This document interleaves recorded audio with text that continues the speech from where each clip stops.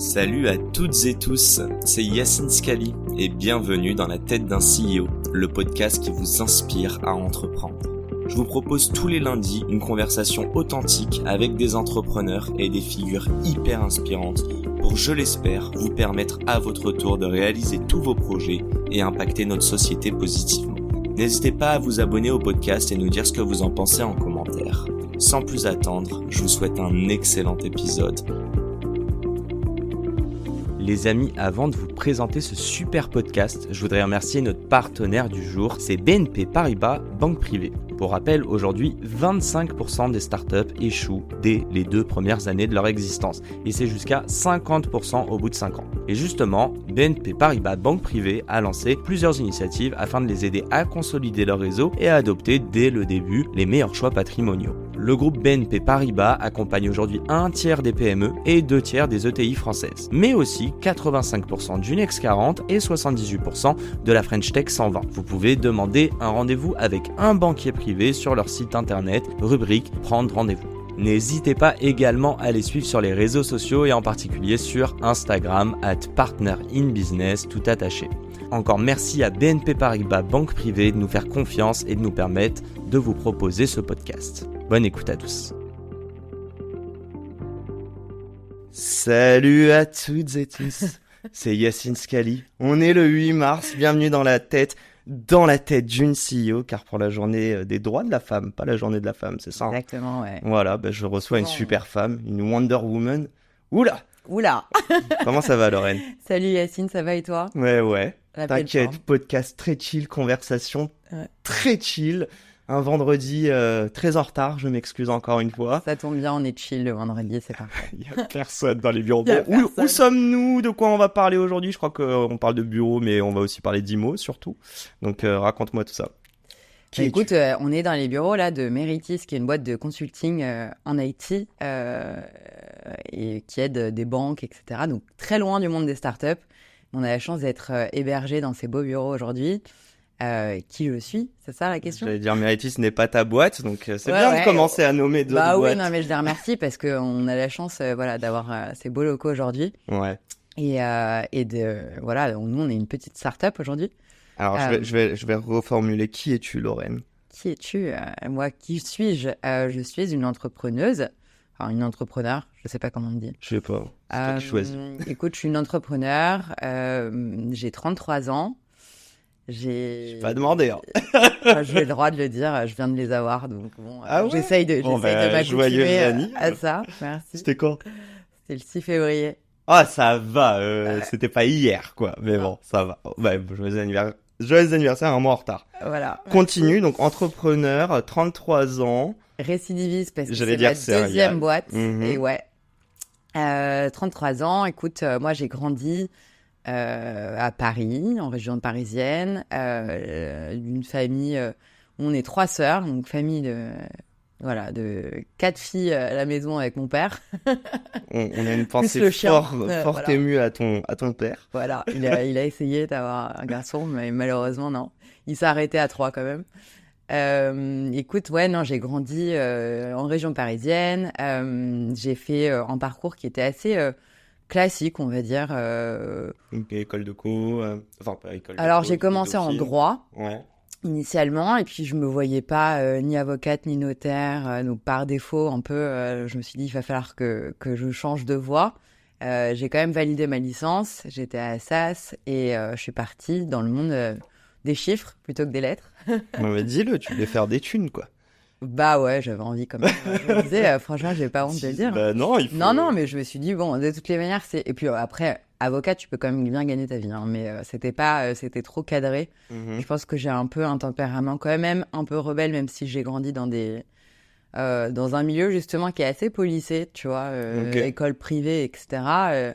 Et je pense que j'ai toujours eu cette petite volonté quand même de sortir un peu des cadres préétabli et tout préconçu où on te dit il faut que tu fasses ci, ça, tu vas avoir des bonnes notes, des belles écoles, une belle carrière toute tracée. J'allais dire, tu prépares ta carrière en fait. Voilà, exactement. Ouais. Et puis j'ai suivi quand même tous ces échelons-là jusqu'à Dauphine où j'ai fait de la finance et ensuite Natixis où j'ai commencé ma carrière en banque privée. T'as passé combien de temps justement en banque privée avant de monter ta boîte? 3 ans. 3 ans. Bon. Ouais. Tu le dis pas, mais moi je vais le dire pour les gens que ça intéresse quand même. T'as monté 2 boîtes, c'est Woomies et Blocks. Ouais. Les deux sont dans l'IMO, mais on va mettre les pieds dans le plat. Mhm. C'est quoi ce shift de Natixis à... Il y a 2 choses. L'entrepreneuriat, qui plus est dans l'IMO, et on va parler de Woomies, et il y a un gros truc humain dessus. Donc ouais, je suis curieux de savoir... Écoute, le shift, je pense que je l'avais déjà eu, enfin, ça faisait longtemps que j'avais cette petite flamme en moi parce que j'avais déjà eu, tu vois, étudiante, un premier projet entrepreneurial avec des potes de promo, qui n'a pas vu le jour. Je peux lire à ta gestuelle que t'as pas envie d'en parler. Si. Franchement, on a bossé 6 mois dessus, on était... T'en es fier? Bah, on n'est jamais sorti, donc je peux pas te dire si j'en suis fière parce que c'était une plateforme de vente de produits financiers, mais à destination des conseillers en gestion de patrimoine. C'est un truc très dans le thème de Dauphine. Okay. Et en fait, on était 3 potes du même master à vouloir faire ce projet-là. Et en fait, on avait les mêmes... on n'était pas assez complémentaires, on était vraiment similaires, tu vois. Et dans l'association, il y avait ni personne qui savait... ce que c'était que la tech, ni personne qui... Tu vois, on avait tous les mêmes profils un peu financiers, business. Et c'est quoi qui vous drivait à ce moment-là? Mais pourquoi vous avez voulu monter un projet? Tu saurais voir un petit peu la motivation? Je pense que c'est... chercher un truc à tout prix. Tu vois, je voulais monter une boîte. Et je pense que je cherchais des idées et je regardais... tu vois, dans l'environnement que je connaissais un petit peu à l'époque, qui était la gestion de patrimoine, parce qu'on était en master en alternance. Et j'étais déjà en alternance en banque. Ouais, je regardais un peu et j'essayais de me trouver des idées, tu vois, à développer parce que j'avais envie de lancer une boîte déjà. Et donc, le projet s'est pas fait. Et j'ai continué suite à mon alternance. J'ai été embauchée chez Natixis. Mais tu vois, j'avais toujours pour envie / idée de un jour, quand j'aurai la bonne idée, de me relancer. De te lancer. Bah ouais, de me lancer tout court, ouais, exactement. Et si tu veux, j'ai eu la chance, en étant chez Natixis, d'avoir des clients et d'évoluer dans un environnement où je conseillais des entrepreneurs, principalement, qui étaient en phase, tu vois, de cession de leur boîte. Donc, ils arrivaient déjà en bout de course, entre guillemets, du chemin entrepreneurial, mais forcément à succès, parce que sinon, ils ne seraient pas en banque privée, tu vois, ils n'en étaient pas là. Et j'avais souvent, tu vois, des entrepreneurs qui me racontaient les débuts, les constructions et, tu vois, tout le parcours entrepreneurial qu'ils avaient eu sur différentes années. Et c'était vachement inspirant. Ils te racontent ça avec de l'enthousiasme, des paillettes dans les yeux. Okay. Complètement, parce que quand tes conseils d'un entrepreneur et que tu l'aides à organiser, structurer son patrimoine, puis placer des fonds, etc. Il te raconte ça. Voilà, tu passes quand même beaucoup de temps avec ton client. Et certains étaient vachement inspirants, notamment un en particulier qui m'a donné ce déclic un peu, qui s'appelle Jérôme Chabin. Je vais dire, tu veux le nom. Voilà, je me donne le nom. Et c'est vrai Jérôme, tu le connaissais de ton temps de Natixis, ok. Ouais, et qu'on a accompagné dans les opérations d'IAD, donc la boîte qu'il a fondée, cofondée, et qui est devenue une licorne, qui ne l'était pas à l'époque, mais qui était déjà une très très belle histoire entrepreneuriale, partie de zéro. Et c'est vrai il a eu plusieurs années avec des fonds qui sont entrés au capital, etc. Donc déjà, il y avait cette thématique de levée de fonds, de cash out, etc. Et j'ai eu la chance de rencontrer Jérôme à ce moment-là, au moment de la deuxième grosse opération en capital d'IAD. Okay. Et on a passé beaucoup de temps. Et c'est vrai que honnêtement, son parcours, je t'invite à lui parler. Je lui ai parlé déjà à l'inauguration de Blocks. Ouais, exact. Mais c'est vraiment quelqu'un de super inspirant. Et si tu veux, moi, du haut de mes 23 ans, ou à l'époque, j'avais 23-24 ans, quand j'étais chez Natixis, tu vois, j'écoutais... j'osais à peine lui poser des questions, mais tu vois, c'était quand même assez riche, les échanges qu'on avait. Et super inspirant, et je me disais peut-être que je suis du mauvais côté de la table. Tu t'identifies à lui, du coup? Ouais, non, mais ok, intéressant. Alors inspiré, parce que tu vois, j'ai quand même baigné pas mal dans un environnement où ma famille, ils sont indépendants aussi. Okay. Et cette culture un peu d'indépendance, mon père est entrepreneur, Aussi, il a quitté le monde du notariat initialement Ah ouais? pour lancer sa première boîte dans l'immobilier. Donc, tu vois, il y a quand même des choses qu'on retrouve un petit peu. À peine! À Genre peine. le droit, la finance, l'immo, ok. Tu vois, donc ouais, je pense que t'as des moteurs comme ça où... Tes sœurs ou ta maman, elles sont entrepreneurs? Ouais, ou pas ma mère est pas entrepreneur, elle est profession libérale. Ok. Donc, Elle exerce en quoi? elle est psy. Ah. Ouais. Oh, Elle est oh, psy. oh, oh. Donc là, on met l'humain et l'immobilier. Tu Ah, vois, bah alors là, je plonge la tête la première, mais ok, et tes sœurs? Et mais ça, alors il y en a une qui est avocate. Ok. Voilà, donc profession libérale. Et la deuxième est aussi profession libérale, elle est orthophoniste, Clara. Ah, ok, Donc elle vient de débuter là, elle bosse à l'hôpital et elle est en parallèle, elle a son cabinet aussi. Si on s'arrête juste sur ça, Ouais. le libéral, l'entrepreneuriat, en fait, depuis tout à l'heure, il y a une question qui me trotte, mais tu y réponds en fait au fur et à mesure avec Jérôme, avec le fait de, je crois que c'est Mathieu Stéphanie qui dit que tu es la somme des gens que tu côtoies et qu'en effet, en fait, ça te déteint sur toi. Ouais. La preuve est, moi, c'est une des meilleures excuses ce podcast pour moi aussi nourrir mes ambitions en Ouais. vous rencontrant. C'est quoi ce que tu avais comme visu de l'entrepreneuriat plus jeune? Genre, ça représentait quoi? Pour te donner un ordre d'idée, moi je croyais que c'était un mec en costard, un mec déjà dans ma tête, donc c'est te dire Ok. à quel point c'était sexiste. Et en plus de ça, avec une mallette, j'imagine il y a que de l'argent dedans et il serre des mains. Genre c'est vraiment, je te Ça, parle de c'est- petit, tu vois. Mais... Ok, c'est drôle. Donc très shady.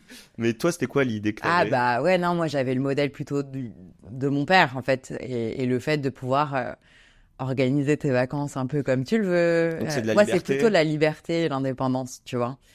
Et c'est vrai que j'ai toujours un peu opposé le monde corporate où tu vois la sœur de mon père qui a des belles responsabilités dans des grands groupes, tu vois, direction financière, de grands groupes du CAC 40, etc. Et j'ai toujours un peu opposé, Ah, c'est quand même drôle. ce truc, tu vois, d'avoir tes congés payés, des hiérarchies, etc., des trucs à respecter. Et évidemment, mon père qui avait quand même des responsabilités, des stress, beaucoup de stress, hein. Vu à la maison, travailler ça le soir, être stressé, etc. Mais quand même, avoir cette liberté, tu vois, de dire, en fait, j'ai le compte à rendre à personne. Mhm. Et même si c'est dur, en fait, si j'ai envie d'emmener mes enfants en vacances et de passer... alors, j'ai pas besoin de demander des congés payés ou Mais des ça, autorisations à quelqu'un. il te le disait, c'est-à-dire quand vous partiez en vacances, il dit ah tu vois ta tante, Non. elle peut pas. Hein. Non, pas du tout. Pas du tout, il le disait pas comme ça, mais je le ressentais, tu vois. Je voyais la Ok. différence, C'est quoi, c'est les de trucs de famille. l'enthousiasme, du bonheur? C'est parce que, dis-donc, mais ta tante a quand même... C'est ta tante, hein, on est Ouais, d'accord, la ouais, sœur ma de ton tante, père. ouais. Elle a quand même un job de ouf, direction financière, Ah, CAC. mais c'est... Si je lui demande, elle est riche, c'est sûr. Donc concrètement, Ah ouais, je pense que ouais, ils sont bien... voilà, c'est quoi la différence que toi tu ressentais peut-être plus jeune? C'est une question de bonheur, d'enrichissement même personnel, de fierté dans ton job, de... Ah, c'est une bonne question. Je pense que c'est très implicite et c'est très perso. Ouais, c'est vraiment un feeling, quoi. Moi, c'est vraiment le côté liberté que j'avais vraiment envie de poursuivre, tu vois. Et je pense pas que tu sois plus ou moins heureux, hein. Je pense que chacun est fait ou pas fait pour ça. D'ailleurs, c'est super dur l'entrepreneuriat. Donc, je pense qu'il y a plein de gens qui sont très bien là où ils sont. Et franchement, t'arrives à t'épanouir aussi. Il y a des... Et il Tu faut vois, les la deux, preuve, hein. aujourd'hui, on est dans une boîte. J'ai été assez mais surprise dans le très bon sens du terme, quoi, tu vois, parce que ça reste un environnement assez corporate. Et je vois que les gens sont quand même super épanouis. Tu as une bonne culture d'entreprise. Donc, en fait, tu peux le retrouver un peu partout. Ok. Mais je trouve que c'est assez... Ouais, il faut trouver le truc qui te va bien, quoi, et qui va bien à ton tempérament. Et moi, j'ai un tempérament qui est un peu rebelle, quand même, sur les bords. Ou même si voilà, j'ai toujours fait ce qu'on me demandait de faire. Et puis un jour, je me suis dit, tiens, je prends la tangente.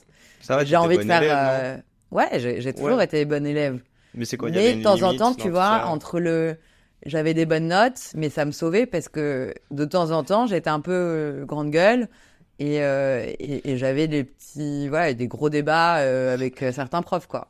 On aurait Un peu tellement chaud. foutu le bordel en cours, toi et moi. Ah ouais, Et alors que moi aussi, hein, j'avais des Il y avait bonnes des notes, trucs qui me mais... rendaient dingue, quoi. Surtout Ouais. dans les écoles privées. T'imagines que, bon, il y a des T'étais trucs où, qui toi? sont... C'était quelle école? j'étais à Sainte-Croix, à Neuilly, donc... Ok. Ah, ok, d'accord. Ouais, d'école Ok. privée, voilà, catho et tout. Bon, t'as quand même des cadres assez rigides. Il faut... Voilà, quoi, c'est un peu archaïque, quoi. Ouais, non, mais je vois très bien. Certains...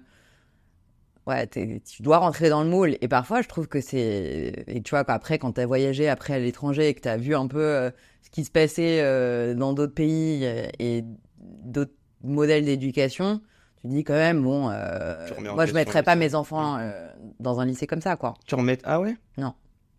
Comme Amélie Non, je trouve ou que Edak.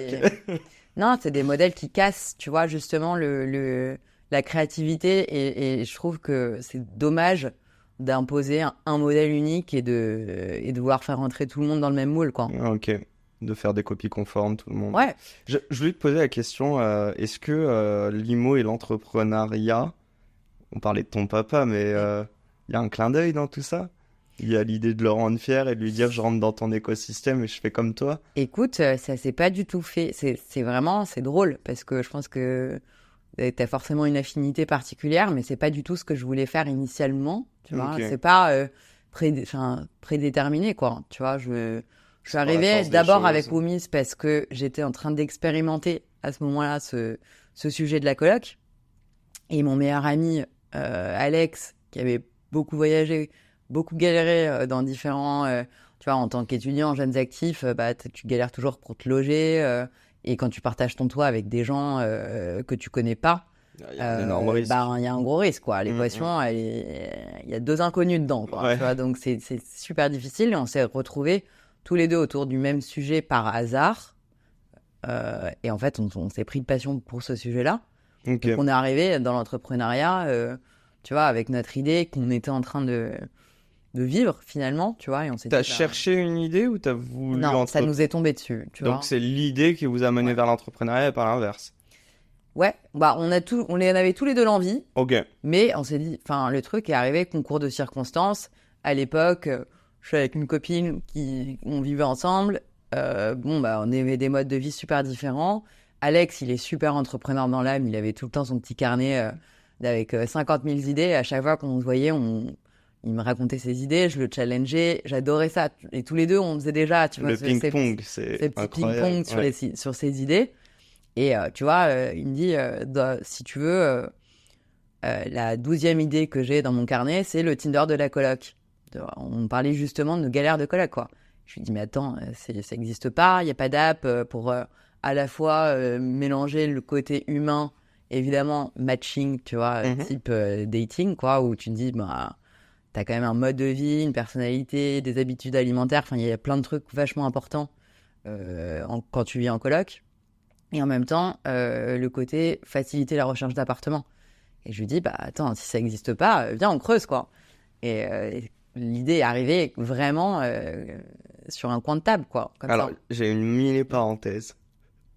Est-ce que vous avez remarqué que beaucoup de mecs se mettaient sur l'app juste pour matcher avec des meufs, comme si c'était un vrai Tinder et qu'ils voulaient juste être en coloc avec Ouais, au des début, personnes qui au les début. attiraient? Et après, on a évidemment fait le match réciproque, tu vois. Parce que, Habile. voilà, tu te dis, bon, bah, en fait, le Tinder de la coloc, il y a quand même Tinder dedans. Ah ouais. Donc, effectivement, Il y en bah. a qui le prennent trop haut pour moi. Il y en a qui le prennent Mais tu sais, on a eu des belles histoires quand même, hein, parce que Il y a eu finalement, des histoires de couple. quand tu vis bien en coloc, bah parfois tu peux avoir des belles histoires. Et il y a Même un d'amitié, couple, hein. enfin, il y a une coloc, on a eu un mariage, quoi. Non. Je te jure. T'as Et été on a invité? été invités et tout. Ouais, histoire de dingue. Ah, Et c'est on a trop reçu un stylé. mail. Bon, alors le mec était chaud parce que il s'est barré, je pense, assez rapidement parce que tu vois, ça faisait 6 mois qu'on avait lancé l'app, tu vois. Donc je me dis, c'est bizarre. Et il nous a écrit un mail vraiment à l'équipe et tout pour nous remercier en disant qu'il allait se marier. Ah ouais, avec donc sa ça coloc. s'est fait vite, quoi. Ouais. Ah, Ouais, c'est il fou, était, ça. je sais pas, coup de foudre.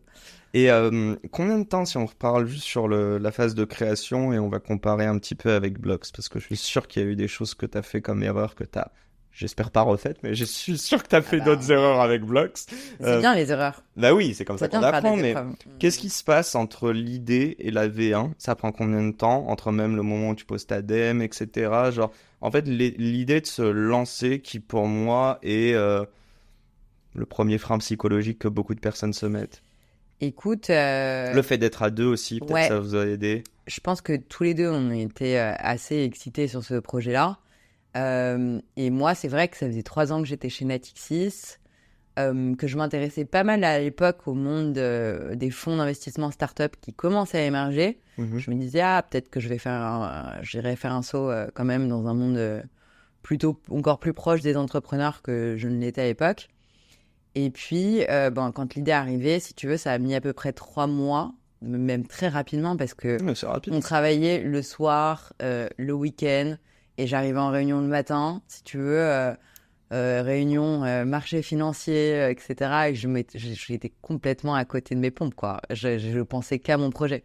Donc, si tu veux, c'était compliqué, parce qu'en plus, je m'entendais, et je m'entends toujours, d'ailleurs, j'ai des très très bonnes relations avec mon ancien boss, Pierre-Emmanuel, qui m'a énormément accompagné dans ce process. Et franchement, il a été exceptionnel, parce que c'est compliqué de lâcher, entre guillemets, en cours de route quand tu bosses. Moi, j'étais sa junior.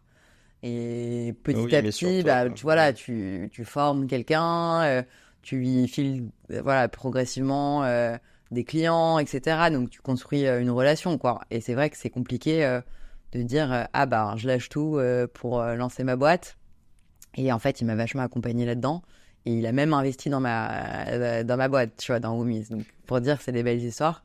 C'est hyper émotionnel. C'est-à-dire que le signal que tu as eu, j'ai l'impression, c'est comme quand t'es au taf et qu'en fait, t'es piqué par quelqu'un et que on a beau te parler, tu vois, tu penses qu'à cette personne. C'est un coup de foudre. Et en fait, c'était un coup de foudre pour ton projet pro et tu t'es dit... En fait, j'en parlais là il y a pas longtemps avec... donc on parlait d'accouchement, je crois pas que tu sois encore maman. Non, pas encore. Mais apparemment, quand t'accouches, il y a un peu ce truc de te dire tout devient futile. La seule chose importante, c'est donc ton nourrisson, ton nouveau-né, quoi. Est-ce qu'il y a pas un parallèle dedans où t'as découvert Woomies à l'époque? Ouais. Il n'y avait plus rien qui t'intéressait, quoi. Le parallèle, il est, je pense, effectivement, très, très bon. Parce que, effectivement, tu dors, tu vis Woomies, quoi. Et ça t'anime, c'est positif. Ça m'anime, c'est-à-dire que j'avais pas d'autre choix, quoi. J'étais tellement passionnée.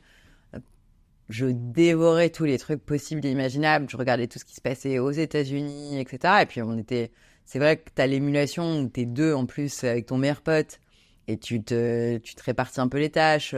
Tu dis, tiens, toi, tu regardes ça, moi, je regarde ça. Et après, à chaque fois, tu débriefes et tout. Et donc, c'est hyper prenant émotionnellement. Et c'est vrai que t'as l'impression de découvrir un nouveau monde, quoi. Donc, et le fait de faire ce ping-pong, mais aussi, comme tu dis, d'avoir presque des comptes à rendre à quelqu'un, c'est pas des comptes à rendre, mais tu t'engages à checker cette partie-là, tu vas lui faire des retours à Alex, du coup, à ton co-founder. Oui. Ça, je le ramène à moi, parce que ces questions, moi, je me les pose à moi-même. Ouais. Et qu'est-ce que ça te fait ressentir d'avoir quelqu'un? Écoute, c'est très stimulant, déjà. Parce que, initialement, si tu veux, lui, en plus, il était en transition. Il était chez Criteo à l'époque. Et il regardait il était en process de recrutement sur une boîte en tech à Londres pour déménager. Et si tu veux, je pense que le moment où tu te dis, je pense que c'était au bout d'un mois, assez rapidement, on s'est dit, on se regarde dans les yeux et on se dit, on y va vraiment. Et là, on se regarde et on se dit, on y va. C'est-à-dire que toi, tu arrêtes tes recherches de job, tes process, tu pars pas à Londres. Moi, je vais voir Pierre-M et je vais poser ma dème, quoi. Donc, il y a un côté, je te fais confiance récipique. Je mise sur toi, en fait, réciproquement. Complètement. Je pense que... Et ça, c'est vrai que le fait d'avoir été amis de longue date, tu te poses beaucoup moins la question, même si, évidemment, avec le recul... Gros risque, quand même. Gros risque, ouais. Gros risque de s'associer avec un ami. Tu le reprendrais, ce risque, aujourd'hui? Différemment. Je pense que, évidemment, avec... maintenant, ça fait 6 ans, tu vois, que j'ai sauté dans le monde de l'entrepreneuriat, mais 6, même un peu plus. Je le prendrais différemment, parce qu'aujourd'hui, c'est vrai que ta première boîte, en fait, t'es complètement absorbé la tête dedans, etc. Puis tu fais évidemment plein d'erreurs. Après, tu rectifies, etc. Mais t'es émotionnellement beaucoup plus imprégné, je pense. T'as pas ce step de recul, que la deuxième, où effectivement, là... après, moi, c'était un peu différent. La transition entre Woomies et Blocks, elle était extrêmement rapide. Vas-y, rentrons dedans.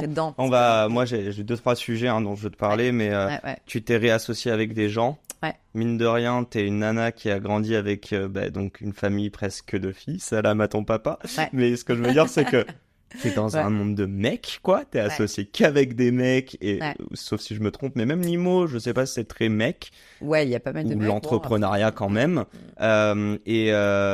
Et attends, j'avais un dernier truc dessus qui était quoi? Oui, avant qu'on arrive là-dessus, est-ce qu'on peut faire un petit post-mortem? Ouais. Womies. Ouais. Où est-ce que ça en est? Est-ce que ça a été un échec ou une réussite? Et on va quand même mettre l'astérix. Alex est toujours ton meilleur pote. Alex est toujours mon meilleur pote. Voilà. Et tout peut bien se terminer aussi. Et peut-être qu'un jour on remontera au projet ensemble. Écoute, ouais, post-mortem, bon, Woomy, ça a duré 5 ans déjà, de 2017 à 2022. Donc là, je t'ai fait le teasing à l'envers, puisque je réponds à ta question. Aujourd'hui, Woomy n'existe plus. Ok. Et on l'a liquidé. Okay. C'est une boîte qui a été... voilà, on est passé tribunal de commerce, la totale. Ouais, c'est une vraie décision. En juin 2022. Ouais. Parce que suite à... Bon, tu vois, on a fait... J'imagine aussi. Alors, le Covid est passé par là, effectivement. Ça nous a pas aidés. C'est pas la raison, tu vois, derrière laquelle on se cache aujourd'hui du tout. Le Covid, bien sûr, bon, c'était une phase compliquée d'1 an, tu vois. Évidemment, le marché du logement était à l'arrêt. Mais nous, on était en phase justement de déploiement de notre modèle économique. Il faut savoir qu'à l'époque, on a lancé la boîte sans la monétiser. Et donc ça, aussi, erreur qu'on ne referait plus du tout aujourd'hui, tu vois. Tu recommanderais 2017, à personne de faire ça aujourd'hui? Ah ouais, à l'époque, on te dit, tu lances 2017, un truc, t'as des users, on te dit, et après on verra. Attends, tes concurrents aux US, ils lèvent 20 millions de dollars sur un pre-seed pour monter leur communauté et leurs produits. Et c'était uniquement là-dessus. Et toi, tu vas faire pareil, sauf que bon, nous, c'était pas les mêmes montants. C'était pas les mêmes montants, mais on a un peu surfé sur ce moment marketplace. Au global, avec Woomies, on avait levé 1,5 million en equity, bon, 2 millions, un peu plus de 2 millions, quoi, entre equity et dette. Ok. Et si tu veux, nous, on a beaucoup capitalisé sur le produit, effectivement, ou avec l'innovation qu'on a portée de matching, l'app, tu vois, qui a été mise en avant plusieurs fois par Apple, etc. On était très orienté produit, très orienté communauté, construction de la communauté. On avait, tu vois, 350 000 jeunes sur la plateforme. Donc, on est monté avec, tu vois, un certain mois où on avait plus de 10 000 demandes de location par mois avec des dossiers de location. 0 € sur tout ça. Ça, c'était la fin. La deuxième partie, on va dire que les 2 premières années, on monétisait pas. On a construit la communauté, etc. et le produit. Et ensuite, on a commencé, après le Covid, à monétiser en B2B auprès des résidences étudiantes parce qu'on avait ouvert le secteur. On s'est dit en B2C, c'est compliqué de monétiser. Il y a beaucoup de plateformes gratuites. Et aller chercher annonce par annonce si tu n'as pas des gros volumes, c'est très compliqué de monétiser. Donc, on a essayé de beaucoup de choses. Honnêtement, c'était vachement intéressant intellectuellement, mais t'es lessivé, quoi. Tu testes beaucoup de choses pour des petites marges parce qu'en fait, le marché du logement, de la location étudiante, qui plus est, tu as des marges qui sont microscopiques. Et donc, en fait, il te faut des gros volumes. On n'avait pas non plus beaucoup d'argent, etc., pour développer le sujet. Et donc, en fait, on s'est un peu cogné la tête. On avait des bons métriques de traction, tu vois, parce qu'évidemment, c'est vraiment un sujet, le logement, où les gens ont besoin de se loger, quoi. Bien sûr, c'est commun. Donc, évidemment, on avait une communauté qui continuait à croître. Et en même temps, un modèle où on prenait un fil de réservation au moment de la conversion. Donc, il fallait déjà suivre tout ça et surtout verrouiller le modèle de réservation comme sur Airbnb où tu sais que tu peux pas passer, tu vois, en dehors de la plateforme. Nous, le problème, c'est qu'on n'était pas suffisamment staffé, équipé en termes de tech. Ça prenait du temps. On était sur plein de sujets. On était encore une petite équipe. La plus grosse erreur, ça a été de pas pendant 2 ans se demander comment on va faire de l'argent. Oui, en fait, on avait plein d'idées. Si, on savait comment on voulait déployer le modèle économique. On l'a pas testé suffisamment tôt. En fait, oui, c'est Exactement. Ça. Quand je dis ça, c'était de le lancer. Et qu'est-ce qui s'est passé passé très vite. Année 3, année 5, du coup, avant ou 6, avant que vous fermiez y a eu un peu d'argent qui rentre quand même? Oui, là, on a fait 1 an et demi. Si tu veux, après le Covid, on a eu 1 an et demi déploiement B2B2C. On avait signé une dizaine de comptes de clients en co-living, en résidence étudiante. Donc, on avait quand même, tu vois, un vrai début de traction économique, mais c'était trop lent par rapport au burn qu'on avait, en fait. Ok. Ou après, on a évidemment, beaucoup. Non, on n'était pas, tu vois, on était quand même vraiment raisonnable. On ne mettait pas beaucoup d'argent non plus en marketing. On avait des bons coûts d'acquisition, etc. Ok. Mais tu vois, ça reste des temps longs, en fait, si tu veux, pour signer des clients en B2B, comme des grands groupes de résidence étudiante. C'était des délais de 6 mois, 8 mois, en fait. Ouais, ok. Ouais. Et nous, on n'arrivait pas à absorber ça. Tu vois, il y avait trop un décalage entre nous, nos besoins économiques et le cycle de vente. Voilà, le cycle de vente avec des gros corporates qui sont pas équipés en tech, il faut machin. Enfin, il y avait beaucoup de sujets où il nous aurait fallu plus de temps ou plus d'argent, entre guillemets, pour déployer le modèle. Je dis pas qu'il était mauvais en tant que tel, mais en tout cas, on n'avait ni les moyens, ni évidemment, on a fait plein d'erreurs de débutants. Tu vois, évidemment. Donc, Recrutement, vous êtes chié, j'allais dire, ou pas? Est-ce que c'est ça Non, on a quand même pas mal optimisé. Je dois dire qu'on avait pas mal d'alternants, on ne devrait pas le dire, mais...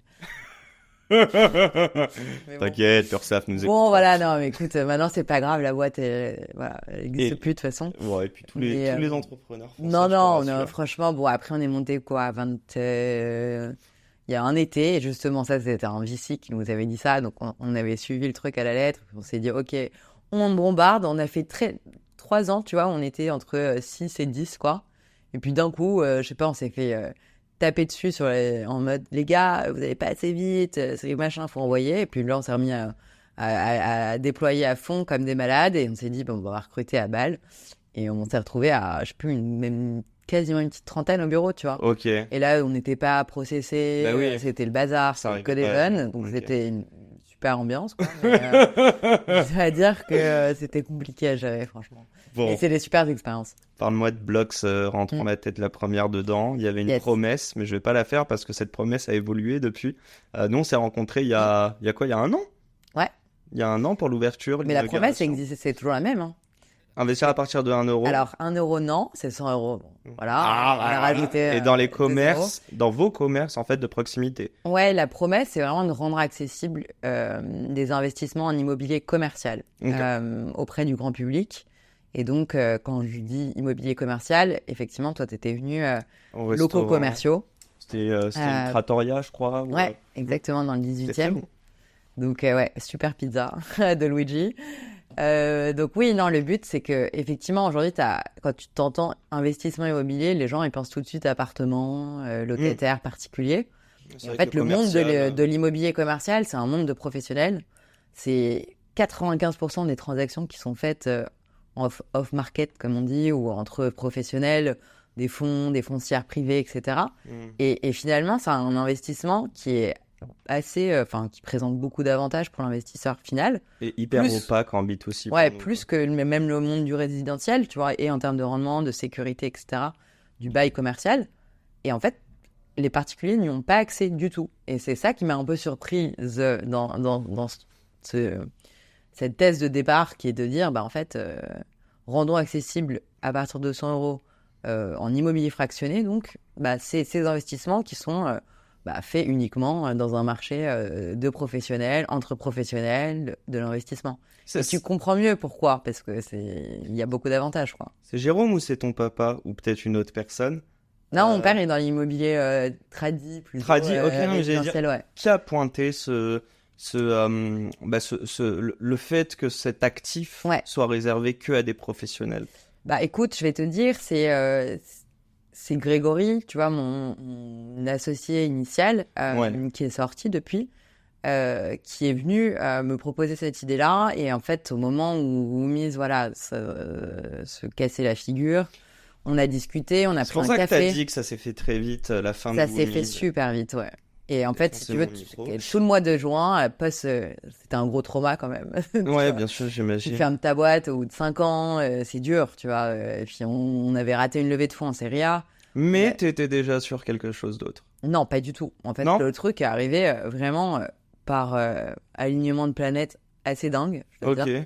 j'étais pas du tout. Non, on s'est battus comme des fous jusqu'au bout. Ok, donc t'étais pas déjà Non, sur non. Blocks. Ok. Ah non, C'est vraiment là. après Blocks, de toute façon, moi, J'attends qu'il y ait Natixis. j'ai été ruinée. Et je me suis dit, bah, de toute façon, il faut que je trouve un job.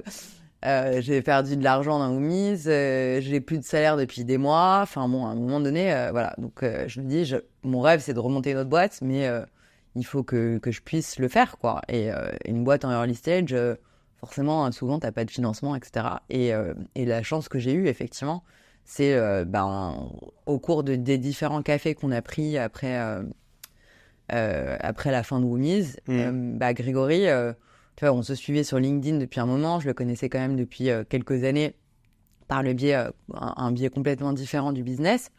Et lui, il est investisseur en immobilier commercial, tu vois. Donc moi, c'est un monde que je connaissais pas du tout. J'avais des amis dans ce monde-là, mais si tu vois, je m'étais pas plus intéressée à la question. Et c'est vrai que il m'a présenté Olivier, qui est mon associé aujourd'hui et qui dirige la partie investissement de Blocks. Et en creusant... Olivier qu'on a croisé, là. Ouais, Ah, okay, Olivier qui est mon associé, cofondateur, et qui avec du haut de... voilà, il est très grand, mais j'allais dire plutôt il a quand même 25-30 ans d'expertise à la tête de grands groupes, les plus gros groupes d'immobilier commercial en Europe, etc. Enfin, c'est le mec qui a dirigé des équipes de plusieurs milliers de personnes. Et donc, je les ai rencontrés tous les deux. Vraiment des mecs de l'immobilier, quoi. Et puis, ils me parlent des avantages à investir en immobilier commercial. Je me dis, c'est incroyable. En fait, je m'étais jamais posé la question en passant devant une boulangerie, en passant devant un restaurant, que tu pouvais acheter des murs et que, en termes de rendement, tu étais souvent au-dessus du rendement du locatif traditionnel. Je connais rien. Tu peux nous donner des chiffres juste qu'on se rende compte ou pas? J'ai jamais investi. En termes de rendement, ni dans l'IMO perso. Écoute, ça dépend des locations, enfin tu vois, des géographies évidemment, et du type. Non, nous restons à Paris même. Mais bon, à Paris, tu peux aller chercher entre 10, 20, 30, 40% parfois de rendement supplémentaire par rapport à un locatif. On sait, donc c'est que de la loc, on est d'accord. C'est-à-dire qu'on t'achète à partir de 100 € et tu détiens une quote-part de. Alors c'est les murs ou c'est le comment on appelle ça? Ou le fonds de commerce. Ouais. Voilà. Alors c'est un peu complexe au début. C'est pour ça que tu te dis attends, l'immobilier commercial, la notion de fonds de commerce, etc. Il n'y a pas de porte. Enfin bon bref, on va pas rentrer trop dans le détail technique, mais si tu veux, nous on achète uniquement des murs de commerce déjà loués. Okay. Donc c'est-à-dire qu'en fait, là où tu as été la dernière fois, la Trattoria par exemple. Luigi est locataire, donc voilà, et il paye un loyer tous les mois à un propriétaire qui détient les murs. Nous aujourd'hui, Blocks, on va acheter les murs de ces commerces-là, et donc le commerçant va reverser son loyer non pas à un propriétaire, mais à des milliers de personnes qui vont acheter des... Via Blocks. Voilà, via Blocks. Okay. Vous êtes l'agrégateur, quoi. Exactement. Nous, on lève de l'argent auprès des particuliers. On présente, tu vois, on fonctionne comme un fonds d'investissement. Donc, Olivier, aujourd'hui, va recevoir plein de dossiers de commerce à la vente. Okay. Il les analyse, il regarde quels sont les bons investissements. Évidemment, tu as toute cette partie due diligence où tu analyses en profondeur les dossiers. Et on se dit, celui-là, il rentre dans notre cahier des charges. Tu vois, on veut des investissements plutôt safe qui délivrent entre 5 et 7-8% de rendement locatif. Tu vois, versé à l'investisseur. Donc, en fait, on va regarder tout ça et on va décider de présenter un commerce à la communauté en ligne, Blocks, en disant, voilà, tel le commerce du mois qu'on a identifié pour vous. C'est un commerce, par exemple, à la vente, on va acheter, je ne sais pas, 800 000 €, mettons. Il y a 800 000 parts de 1 euro et en fait, à partir de 100 €, tu peux investir dedans et avoir une quote-part de ton loyer reversé, etc. Très clair. Et en fait, c'est les murs qui vont prendre de la valeur, mais le loyer va pas forcément augmenter. Alors, le loyer, en commercial, il est indexé à l'inflation. Okay. Donc, il suit l'inflation. Et c'est vrai que c'est aussi un des avantages quand tu es en période d'inflation, parce qu'évidemment, ton capital ne s'érode pas. Exact. Et la valeur va augmenter du capital. J'ai une question à te poser. je crois que j'ai compris, mais en gros, admettons, on va donner un chiffre, on va dire 1 million. Bah non, t'as dit 800 000, je crois. Oui, bon, 1 million, prenons Ou 1 million. 1 million. Ouais. Est-ce que vous allez lâcher 1 million dès le départ et ensuite vous allez devoir faire un appel auprès de votre communauté à ceux qui veulent vous racheter, donc du coup ça vous fait un besoin en fonds de roulement? Non. Eh non, j'imagine bien. Eh non. Non, mais il y a en fait l'avantage de l'immobilier, c'est quand même que c'est des cycles longs Ok. d'acquisition. Enfin, tu vois, entre la promesse et entre la signature d'une exclue et la réalisation de la vente, en général, il se passe quand même 3 mois. Ok. Donc t'as le temps de Incompressible. faire un appel à tout le monde. Voilà. Donc le but, c'est effectivement, là, on est en train de mettre en place aussi des partenariats avec des banques, etc. Je vais dire, si tu chopes que 80% auprès de ta commu en B2C, Le but, c'est de, voilà, alors on a B2C, là on est en train de déployer aussi des avec partenariats Ok. avec des family office, des CGP, etc. Ok. De manière à souscrire. En plus, on va faire évoluer l'offre bientôt en club deal, etc. Donc on a beaucoup de choses dans le pipe. Mais si tu veux, oui, le but, c'est d'avoir aussi des relais bancaires, si besoin, permettre de boucler tout ça. Mais bon, écoute, on va relancer tout ça en avril, donc on va voir. Ça en est où là, si tu veux nous raconter un petit peu? Et après, je vais te parler de deux choses. On va parler du fait que t'étais... Enfin, je veux parler d'humain après. Mais ça en est où? Où est-ce que vous en êtes? On m'a dit, du coup, à la base, c'était 1 euro. Maintenant, c'est plus 100 euros. Ouais. C'est le seul pivot. Il y a eu d'autres choses. Non, écoute, on reste sur une thèse là où on va présenter des commerces initialement parisiens, là, dans ce qu'on a aujourd'hui dans le pipe. On va aller dans d'autres villes aussi. Il y a combien, là, à l'heure actuelle, d'assets dans lesquels tu peux investir sur le site? Ah bah là, aucun aujourd'hui. Pour Vous le en avez... moment, on lance... donc le lancement est prévu pour avril, Ok. tu vois. Et donc, en avril, tu voudrais qu'il y ait combien de propositions de... Écoute, on va en présenter 2. Donc Ok. là, on est en train de finaliser justement les exclus sur les 2 premiers. Ok. Et puis le but, c'est d'en présenter ensuite dans la foulée, tu vois, toutes les... Alors, je vais peut-être pas toutes les semaines au début, mais en fait, plusieurs par mois, ouais. Entre 1 et 2 actifs par mois. Est-ce que l'idée, c'est de mettre de la liquidité sur le marché, que genre les gens de la commu se revendent entre eux aussi les parts? Ou est-ce que j'invente, si je dois vendre ma part dans ce fonds, je veux dire ce fonds de commerce? Non, du coup, mais c'est mûr. C'est mûr, d'accord. Est-ce que tout le monde doit revendre? Est-ce que c'est une OP comme une Non. start-up, quoi, presque? Alors c'est ça, alors justement, c'est vachement intéressant comme question parce Ça que me fait plaisir. aujourd'hui, tu vois, en France ou dans d'autres pays, tu peux pas faire... Enfin, si tu fais une indivision avec 1500 personnes, bah, s'il y en a un qui veut sortir, tout le monde doit vendre. Enfin, c'est un bazar à gérer. Donc, le but, c'est pas ni de passer sur l'indivision, ni de passer sur une SCI aussi, où c'est compliqué parfois les reventes de parts, etc. Donc, nous, on a trouvé un modèle qui est existant, qui a été validé par l'AMF en titre obligataire. Donc, si tu veux, tu as une foncière qui achète les murs, Blocks, et on émet des titres obligataires avec une sûreté. Je ne vais pas rentrer trop dans le Tu technique. sais, mais je crois que en gros, c'est quoi? C'est des bonds, c'est une obligation qui va Exactement, être c'est des convertible obligations, en titre. sauf que tu as un collatéral en dessous qui est de l'immobilier. Et tu récupères... Sous-jacent immobilier. Ok. Donc, c'est-à-dire que tu payes une rente tous les mois et au bout d'un moment, c'est converti sur... Ou alors, il te Ouais, en fait, tout simplement, l'obligation, elle est indexée sur les loyers et sur la valeur de l'actif. Ok. Donc, quand tu vas la revendre, tu vois, tous les ans, il y a une expertise annuelle du bien. Un expert indépendant qui vient qui va nous dire, voilà, le prix de la part, il a augmenté ou il a baissé, etc., selon le prix de l'actif. Mais est-ce que tu détiens Initialement- l'actif, du coup? Ou est-ce que Non, c'est alors un juridiquement, produit tu dérivé n'es sur- tu n'es pas propriétaire. Parce que sinon, on pouvait pas le faire, c'était trop... Enfin, c'était un bazar, quoi. Non, mais Organisé. Et justement, tu parlais de la liquidité.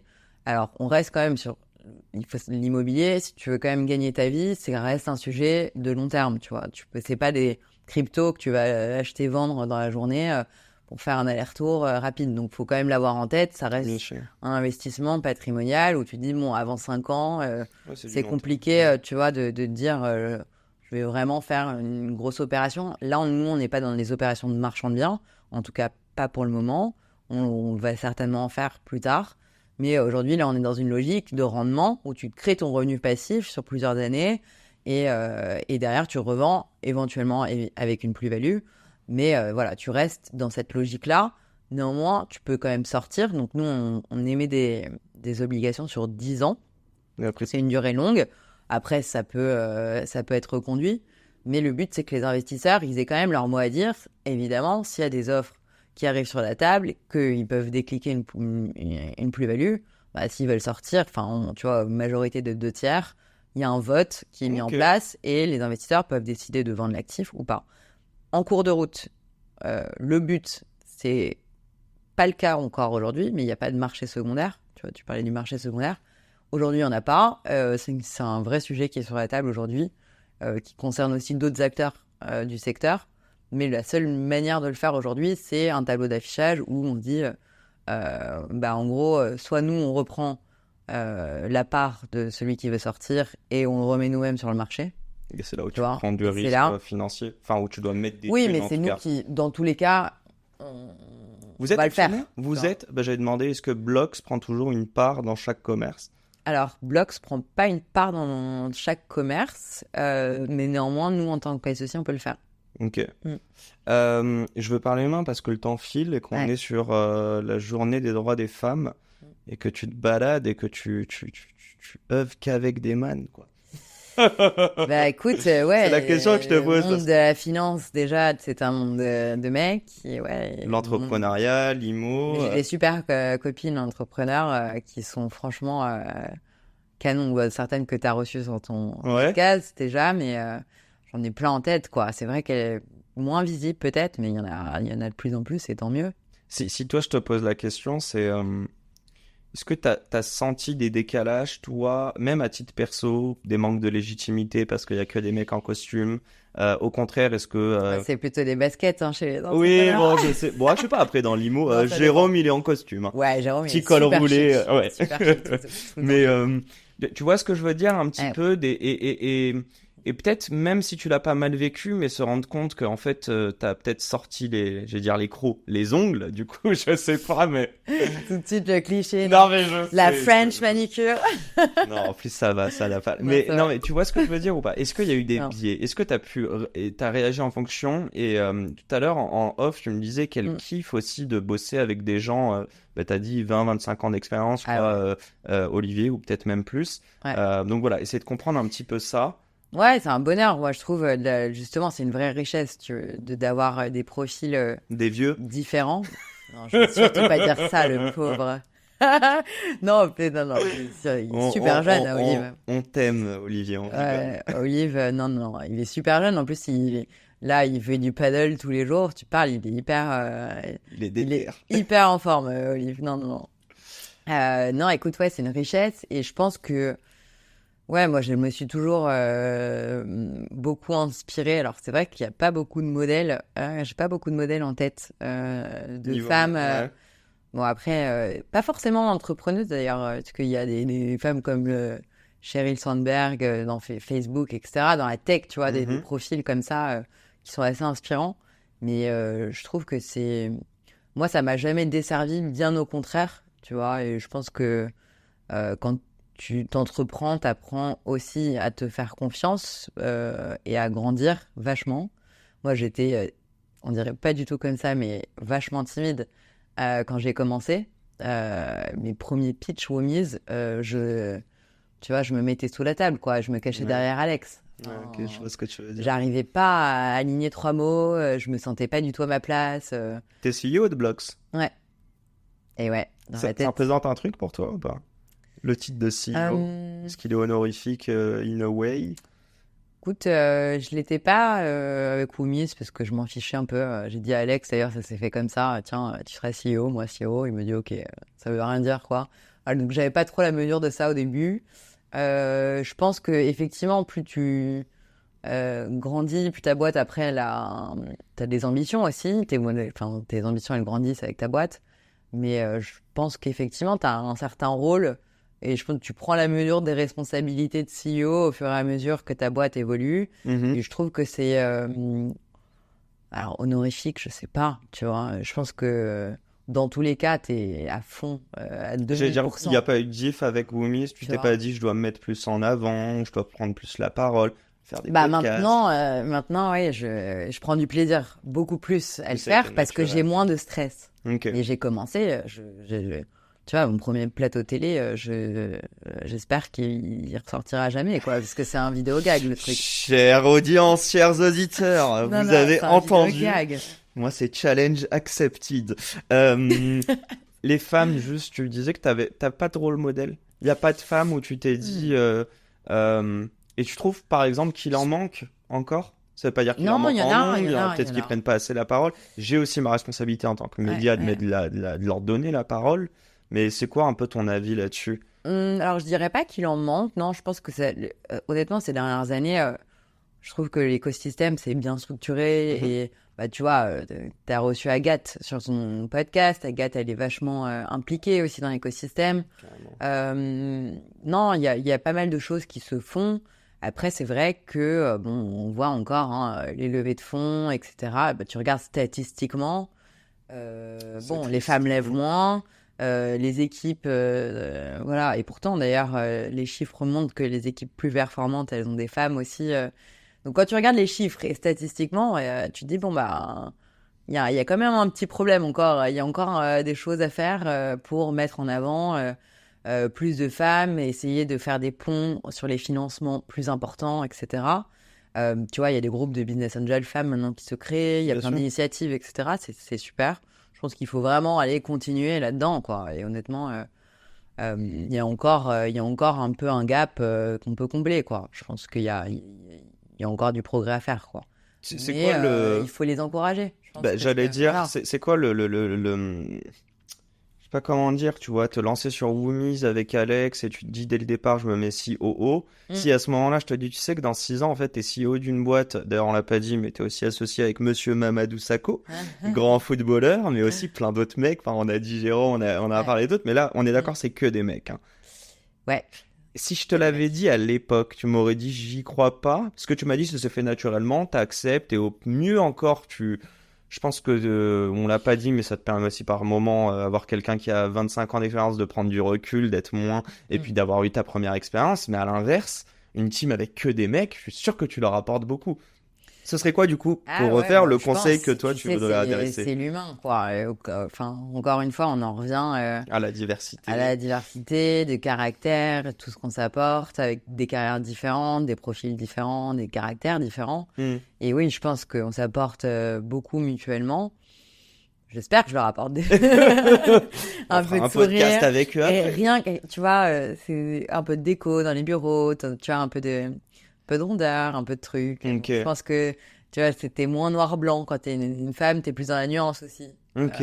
Mais tu vois, tu dis ça, mais moi, tu vas chez moi, je sais pas, j'adore la déco. Non, mais je raconte, genre, je sais pas, j'ai eu juste du taux de respire, j'étais comme, voilà, elle le sait pas, mais je crois que tous les jours, je prends son petit savon, je me fais des bains de visage. J'ai jamais fait ça avant. Tu vois, les clichés, ça va dans les deux sens. Hein. Bah oui, non, bah c'est pour ça que je te dis. Et au final, j'apprécie aussi. Et je suis quelqu'un de très sensible, alors qu'on pourrait dire que c'est des femmes. Bref, on a Je trouve qu'il y a de plus en plus d'hommes sensibles maintenant, et c'est bien, genre.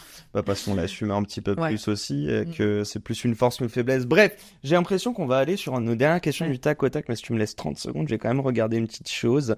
Non. Ouais, je vais quand même te poser cette question. C'est quoi déjà la suite à titre perso? Qu'est-ce qu'on peut te souhaiter pour toi, mais aussi pour Blox? J'aimerais bien toi à titre perso. Moi, à titre perso, écoute, je voudrais bien déménager dedans. Tu veux déménager où? Non, je vais rester. Après, je suis toujours en quête un peu d'aventure, quoi, et de voyage. Ça fait longtemps que j'ai pas fait.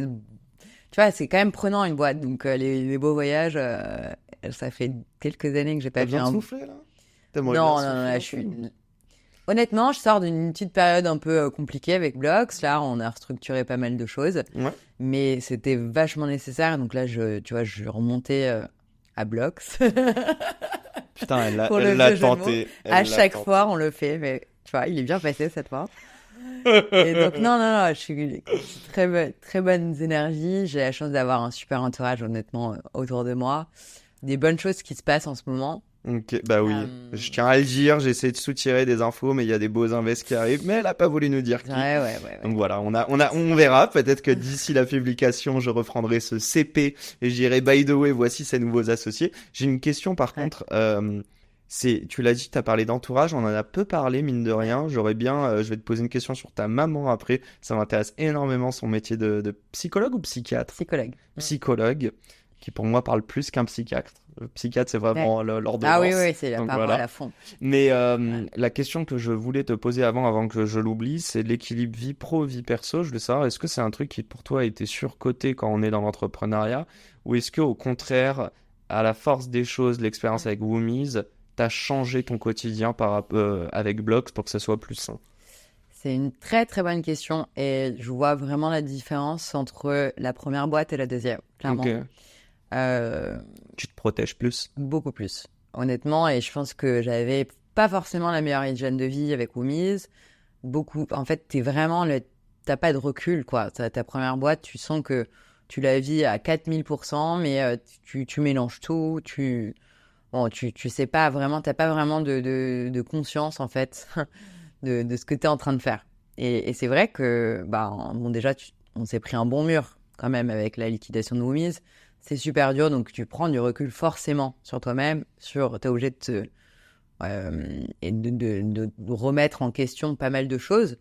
Et donc, à ce moment-là, la deuxième boîte, tu te dis, ça m'a coûté quand même quelques sacrifices, tu vois, sur ma vie perso. Woomies, j'étais vraiment, vraiment, vraiment, vraiment dedans, quoi, plus que jusqu'au cou. Et donc, c'est pas simple d'arriver à lier une vie perso, en couple, etc. Et ta boîte qui... C'est quoi les tips? Parce que je sais que tu es une grande sportive aussi, mais est-ce qu'il y a d'autres choses? Oui, maintenant, tu vois, je faisais pas assez de sport. Avant? Okay. Ouais, pas du tout. J'avais toujours l'impression que j'avais pas le temps. Sauf qu'en fait, c'est l'inverse qu'il faut faire. Parce qu'au contraire, c'est toi qui t'es maître de ton... Là, tu vois, la deuxième boîte, j'ai l'impression de plutôt être en maîtrise mieux, en tout cas, de mon emploi du temps et de mes priorités. De pas le subir, en fait. Voilà, je subis pas. Voilà. J'ai plus de priorités où je me dis, en fait, là, je vais aller boxer. C'est mon heure de boxe. Tu boxes où? En fait, j'ai un punch boxing à Paris. C'est les bootcamps. C'est trop cool. Alors, tu ressors de là, c'est top, honnêtement. Trop cool. C'est une super boîte en plus. Donc, je recommande d'aller regarder ce qu'ils font. Ils ont 4-5 des salles dans Paris. C'est vraiment, vraiment sympa. T'es dans le concept... full musique, il fait noir avec des lumières, des machins. Ah ok, donc c'est vraiment... c'est pas la boxe technique. Ok, mais ça te dépense, quoi. Mais bon, c'est cardio et t'as besoin de ça, je pense, quand t'as des bonnes journées ou pour commencer la journée dans le bon mindset, moi j'adore. T'aurais pu monter Blocks si t'avais pas pris le temps de la réflexion après Woomies. Et est-ce que quand t'as monté Blocks, est-ce que t'étais plus pragmatique peut-être, mais est-ce que t'avais plus peur? T'étais plus réticente? C'est sûr que ça te vaccine un peu quand même. Ça te vaccine, ça c'est sûr. Moi, la chance que j'ai eue avec Blocks, honnêtement, elle est liée quand même à Grégory, tu vois, qui est venu avec une énergie décuplée qui m'a moi-même, tu vois, remonté dans cette énergie dont j'avais besoin de ça, quoi. Je pense que je me serais jamais remis sur pied aussi rapidement sans ça, sans un peu de confort aussi, tu vois, le fait d'avoir un salaire, etc. Quand même, je pouvais pas faire autrement, quoi, tu vois. Donc, il est arrivé, si tu veux, avec Olivier, ce côté très rassurant d'être avec des entrepreneurs qui ont aussi de l'expérience. Il a dérisqué ça, la prise, honnêtement, se relancer. Honnêtement, tu vois, voilà, rendre à César ce qui est à César, mais ce qui appartient à César. Mais honnêtement, j'ai eu des conditions extrêmement bonnes, tu vois, pour me relancer. Et tu vois, je veux pas te dire, je me suis remonté mes manches, etc. Et voilà, et je suis repartie de zéro. Enfin, j'avais des super conditions. Okay. Et c'était des super rencontres. Tout s'est enchaîné après derrière. Et le réseau, si tu veux, que j'avais travaillé quand même sans le savoir. Mais tu vois, les LinkedIn, j'ai beaucoup posté, j'ai beaucoup rencontré d'entrepreneurs les dernières années. Et j'étais vachement impliquée, tu vois, dans l'écosystème entrepreneurial. Et ça m'a permis de rencontrer des gens, justement, et de créer ces opportunités. Parce que pas que de la chance, tu vois. Il y a aussi le fait de prendre ton destin en main et te dire, ok, ces gens que je rencontre, évidemment, c'est que des rencontres humaines, tu vois, et puis un beau jour, tu recroises leur route et tu te dis, waouh, c'est dingue la vie, comment les planètes s'alignent à certains moments pour des bonnes raisons, au bon moment. Et tu te dis, en fait, toutes ces dernières années, les gens que j'ai rencontrés et moi, je suis quelqu'un de très optimiste, très ouverte. J'adore aller voir les gens, tu vois, et de parler avec eux. Et c'est vrai que parfois, c'est surprenant, quoi. Mais en vrai, c'est surprenant, oui et non. J'ai l'impression qu'en fait, tu vas vers des gens où tu plantes des graines à chaque fois que tu crois qu'il y a des valeurs qui te ressemblent. Et du coup, c'est logique que même sur un autre truc, vous vous retrouviez. Je vais te poser cette question sur ta maman. Elle va être assez simple, mais on parle de valeurs, on parle de aussi qui tu es. Il y a une phrase, il y a une conversation, il y a un truc justement de ta mère qui a fait aujourd'hui qui tu es en tant qu'entrepreneur. Écoute, c'est une bonne question. Je pense qu'elle m'a toujours, cru en moi. Et tu vois, ma mère, elle donne beaucoup d'amour et c'est quelqu'un qui te met vachement en confiance. Okay. Et je pense que sa douceur et sa capacité d'écoute, tu vois, ça m'a beaucoup. Je m'imprègne pas mal de ça, quoi. Et ouais, ma mère, c'est quelqu'un de très doux et très à l'écoute, très posé, quoi. C'est son métier maintenant. Mais ce qui est drôle, c'est que ça l'était pas. Hein. Tu vois, elle a été reconvertie. Ouais, et elle a pris des études, tu vois, elle a fait des études de psycho. Elle bossait en finance d'entreprise, tu vois, initialement. Et puis après, elle a pas bossé quand elle m'a eu, tu vois, et pendant une quinzaine d'années, elle n'a pas travaillé. Et puis, elle est passionnée, elle a repris des études de psycho, elle avait une 40aine d'années, quoi. Et après, elle a ouvert son cabinet, et là, elle est passionnée de ce qu'elle fait beaucoup de caritatifs aussi, elle aide une asso qui s'appelle SOS Préma, mais bon, elle fait pas mal de choses, elle écrit, etc. Elle est au max de son sens, là, enfin, dans ses actions. Je pense, oui. En tout cas... ouais, elle aime ce qu'elle fait et c'est une vie complètement différente. Alors on en rigole beaucoup parce que moi je suis assez hyperactive quoi dans ma vie de tous les jours. C'est vrai que je rencontre, je bouge, je fais pas mal de choses et c'est vrai que c'est un métier très calme en fait quand t'es psy et que t'es juste dans ton cabinet. Ouais, bien sûr. C'est un peu, tu vois, un peu l'opposé. On a un peu des vies opposées, elle et moi. Mais ouais, je trouve que c'est inspirant, tu vois. En tout cas, je pense que c'est ça qui m'a construit, évidemment. On se construit tous par rapport à nos parents et notre entourage, etc. Mais je pense que cet aspect de confiance et de ce calme, tu vois, ça m'aide. Bon, on termine très vite. J'ai quand même envie de te poser cette question encore une fois sur le sens. C'est quoi une journée qui a plein de sens pour toi? Elle ressemble à quoi? Alors, tous les jours ne se ressemblent pas, surtout en ce moment, période de pré-lancement. Une journée qui a du sens, c'est une journée... moi, je suis contente quand je me dis, tiens, j'ai aidé cette personne, tu vois. À un moment donné, alors ça peut paraître un peu cliché, quoi. Mais tu vois, je fais un peu de mentorat pour des petits étudiants que j'accompagne, etc. Ouais, et j'aime bien... Enfin, tu peux pas le faire tout le temps parce que t'es quand même assez occupé au quotidien, mais c'est les petites choses de la vie, tu vois, un petit sourire, quelqu'un que dans la rue tu vas croiser, je sais pas, c'est des petites actions. Donc c'est un impact humain, ça peut être un petit humain. Impact, ouais. Ok. C'est ce petit flash. Même avec tes amis, etc. Tu vois, de temps en temps, bon, bah, t'as besoin aussi de ça, et je trouve que c'est ça qui te rend riche.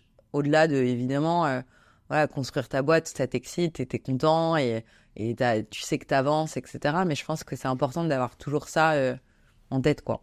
Qu'est-ce qui sera écrit sur ta pierre tombale, chère Lorraine? Oh là là. Jeep. On se souviendra de toi pourquoi? Je sais pas, peut-être... si on peut dire à mon sourire, peut-être. Comme ça, au moins... Tu te dis, bon, c'est sympa la vie, quoi. On a une vie, il faut la vivre à fond. Et avec le sourire, c'est mieux. T'as une question super drôle qui me vient. Ce serait quoi la musique de ton enterrement? C'est dur, ça. Waouh. Je suis très éclectique en musique, tu vois. La musique de mon enterrement, je sais pas, un truc fun. Dans tous les cas. C'est pour ça que je te pose la question. Fun, tu vois. Genre, tourner les serviettes, là ou... Non. Ouais, respecte-moi, quoi. Quand même, je fais du plouc, je dis fan. Non, ouais. Un petit truc de... Ramener la coupe à la maison. Non, je rigole. Bon, allez. Peut-être. Dernière question, et c'est très rapide. Sur une échelle de 1 à 10, à quel point tu es heureuse, chère Lorraine, au quotidien? Alors, bon, je dirais pas 10 sur 10, puisqu'on n'est jamais satisfait à 100%. Mais je dirais 8. Sur une échelle de 1 à 10, à quel point tu es riche au quotidien? Oula, je me suis beaucoup appauvrie ces dernières années. J'aurais été plus riche si j'étais restée chez Natixis pour le moment, mais là, aujourd'hui, je dirais 2. Sur une échelle de 1 à 10, à quel point ton job apporte du sens à ta vie au quotidien? 8 aussi, je dirais. Et sur une échelle de 1 à 10, à quel point ton job est difficile au quotidien? Ah, c'est relatif, hein, la notion de difficulté. Moi, je dirais 2.